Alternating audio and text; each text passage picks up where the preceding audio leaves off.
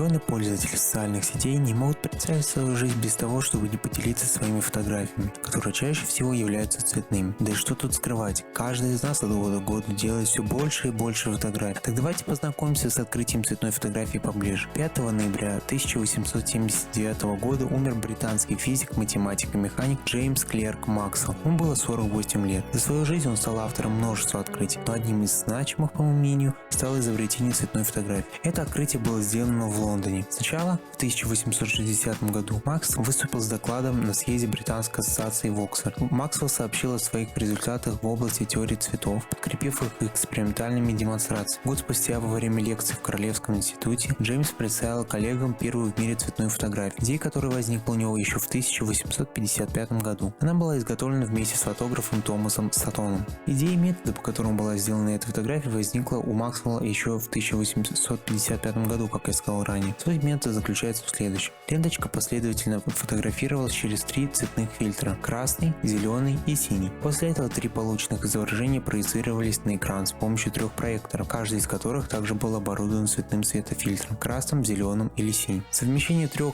проекций в одно изображение давало в результате одну полноцветную картину. Кстати, шотландская лента для снимка была выбрана не случайно. Во-первых, она разноцветная и хорошо подходит для демонстрации цветного изображения. Во-вторых, Максвелл родом из столицы Шотландии – Эдинбурга. Там он провел свое детство, закончил академию, а потом и университет. Наряду с изучением электродинамики молодой ученый занимался также экспериментальными исследованиями физиологии цветового зрения. Он создал один из первых приборов для количественного измерения цвета, получившего название диска Максвелла. Кстати, опыт Максвелла воссоздали спустя почти 100 лет, чем и подтвердилась правильность его теории, но с некоторыми оговорками. С помощью имевшихся на тот момент материалов получить красное и зеленое изображение было нельзя. Красная экспозиция была получена благодаря ультрафиолетовому цвету, который отражали красные красители на шотландке, к которым была чувствительна пластина, а зеленый светофильтр частично пропускал синие лучи. Тем не менее, работа Максвелла содержала в себе верный метод для получения цветной фотографии. Как раз через 40 лет